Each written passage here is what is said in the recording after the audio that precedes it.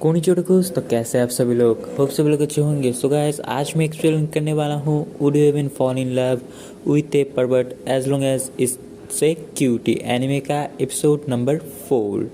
तो पिछले जितने भी एपिसोड थे वो सारे बहुत ही अच्छे जा रहे थे एंड आगे के एपिसोड भी बहुत ही अच्छे जा रहे हैं। सो अगर वीडियो अच्छा लगता है तो लाइक कीजिए, हमारे चैनल को सब्सक्राइब कीजिए एंड वीडियो के नीचे कमेंट कीजिए। तो चले बिना किसी देरी के एक्सप्लेनिंग शुरू करते हैं। एपिसोड के शुरू में हमें केकी को दिखाया जाता है जो कि सोच रहा है कि उसका मुलाकात कैसे नानजो से हुआ।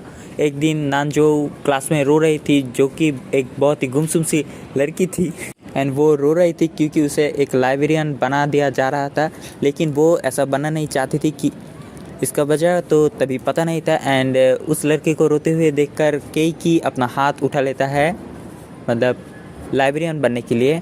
एंड उस दिन ही उन दोनों के बीच में पहली बार बात होती है। एंड देन अगले सीन में हमें नानजो को दिखाया जाता है जो कि अपने रूम में बैठी हुए केकी के स्केच बना रही है। एंड देन हमें अगले सीन में केकी को स्कूल के लॉकर के सामने दिखाया जाता है जहाँ पे नानजो भी आती है, लेकिन नानजो केकी को इग्नोर करके चली जाती है। एंड देन वहाँ पे युइका आती है एंड केकी को गुड मॉर्निंग बोलती है एंड पिछले दिन के लिए सॉरी भी बोलती है क्योंकि उस दिन उसने थोड़ा ज़्यादा ही कर दिया था। एंड देन बोलती है लेकिन मैं तुम्हारे ऊपर अपना हक नहीं छोड़ूंगी। एंड देन बोलती है शायद नानजो सेनपाई आपसे नाराज़ है, सो उन्हें आपको मनाने की कोशिश करना चाहिए। एंड देन केकी सायुकी सेनपाई के पास जाता है, वहाँ पे जाके नानजो के बारे में बोलती है एंड सायुकी सेनपाई बोलती है कि ठीक है, जब तक तुम नानजो से पैचअप नहीं कर लेते तब तक मैं तुम्हारे बीच में नहीं आऊँगी, क्योंकि मैं नहीं चाहती कि मेरे वजह से मेरे मास्टर के जो फ्रेंडशिप है वो ख़त्म हो जाए। अगले दिन जाके केकी नानजो से माफ़ी मांगता है एंड बोलता है कि तुम्हें क्या हुआ है मुझे बता सकती हो। एंड देन नानजो बोलती है ठीक है, हम लोगों ने बहुत दिनों से हैंग आउट नहीं किया है, तो चलो हैंग आउट करते हैं। एंड देन वो तीनों यानी कि नानजो, केकी एंड केकी का जिगरी दोस्त जिसका नाम सोमा है, वो तीनों एक गेम सेंटर में जाते हैं। वहाँ पे जाके बहुत सारे गेम्स खेलते हैं। एंड देन अचानक से केकी का पैर स्लिप हो जाता है एंड वो गिरने वाला होता है कि तभी सोमा उसे कमर से पकड़ लेता है। यहाँ पे एक बहुत ही वियर्ड सा सिचुएशन क्रिएट हो जाता है जिसका एक फ़ोटो खींच लेता है हमारी नानजो। एंड देन बहुत ही रात हो जाता है, इसीलिए सोमा केकी से बोलता है कि तुम नानजो को घर पे छोड़ के आओ। एंड सोमा अपने बाइक साइकिल पे अपने घर की तरफ निकल जाता है एंड केकी भी नानजो को उसके घर छोड़ने जाता है, लेकिन रास्ते पे नानजो अचानक से रुक के बोलती है कि मैं ये नहीं चाहती।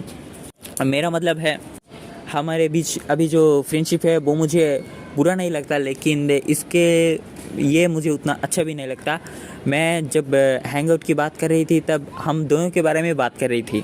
एंड ये बोलने के साथ साथ ही बारिश शुरू हो जाती है एंड वो दोनों भागकर एक जगह पे जाके शेल्टर लेते हैं। एंड वो दोनों पूरी तरह से भीग चुके हैं एंड अचानक से वो केकी जो है वो नानजो के ऊपर की तरफ देखता है एंड ये नानजो गौर कर लेती है एंड बोलती है तुम बहुत ही एक परवर्ट इंसान हो। एंड वो केकी से पूछता है कि क्या तुम्हें कभी भी ऐसा लगा कि तुम्हें एक गर्लफ्रेंड चाहिए। एंड केकी बोलता है हाँ, मुझे कभी कभी तो ऐसा लगता है कि अगर एक गर्लफ्रेंड होती तो अच्छा होती। एंड नानजो बोलती है क्या तुम्हें शर्म नहीं आती, दो लड़कियां तुम्हारे पीछे पड़ी हुई है एंड दो लड़कियां तुम्हें हक करती है एंड अभी भी तुम्हें एक गर्लफ्रेंड चाहिए। एंड देन केकी बोलता है कि तुम गलत समझ रही हो, ऐसा कुछ भी नहीं है, ऐसा बिल्कुल भी नहीं है, तुम मुझे बहुत ही ज़्यादा गलत समझ रही हो। एंड इसको लेके उन दोनों के बीच में एक छोटा सा झगड़ा हो जाता है, लेकिन आखिर में दोनों ही हंस पड़ते हैं।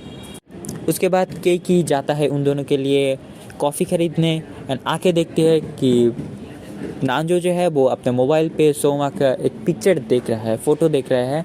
एंड ये देख के केकी नानजो से पूछती है शायद मैं सही था, तुम सोमा को सच में पसंद करती हो। नानजो बोलती है तुम ये गलत समझ रही हो, ऐसा कुछ भी नहीं है, मैं उसे पसंद नहीं करती, बल्कि मैं तो ये कह के वो इसे भाग जाती है। एंड देन केकी घर पे आ जाता है एंड वो कॉफ़ी अपने छोटी बहन को दे देता है। अगले दिन जब वो स्कूल में जाता है नानजो उसे इग्नोर करके चली जाती है।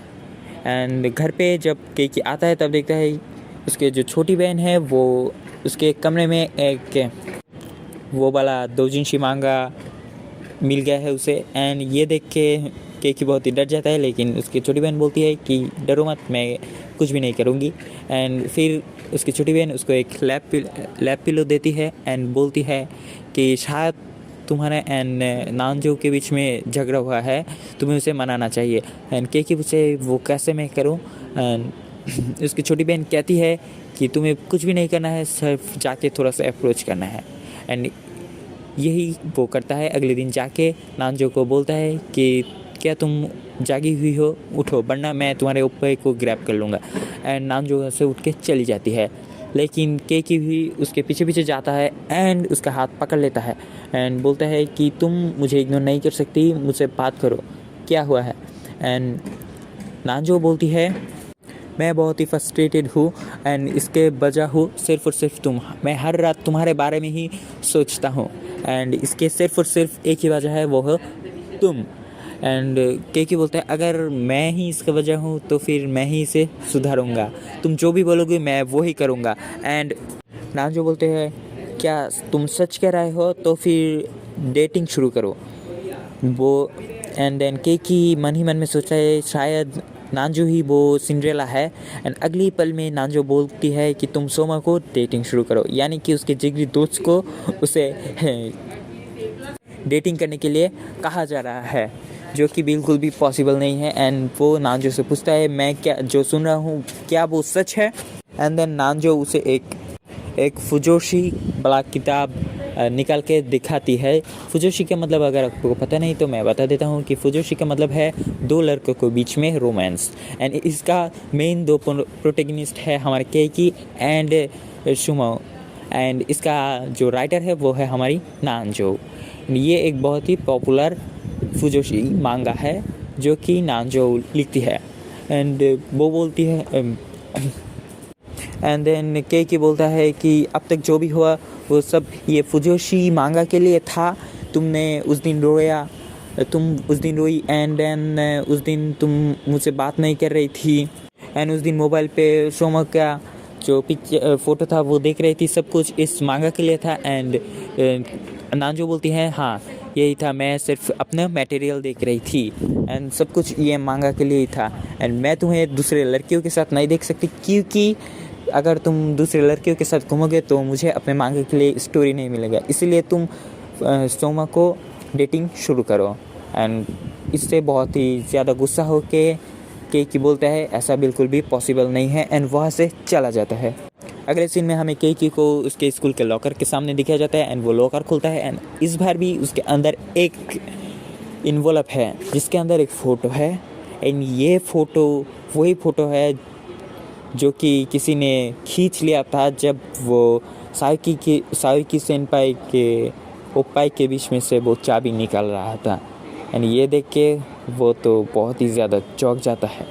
तो देखने वाली बात है आगे के एपिसोड में क्या होता है। तो आगे के एपिसोड के लिए हमारे चैनल को आपको सब्सक्राइब करना पड़ेगा, बेल आइकन को ऑल पे सेट करना पड़ेगा एंड इस वीडियो को लाइक करना पड़ेगा। तो मिलते हैं अगले किसी वीडियो में किसी नई एनिमे टॉपिक के साथ, तब तक के लिए あらあら、さようなら。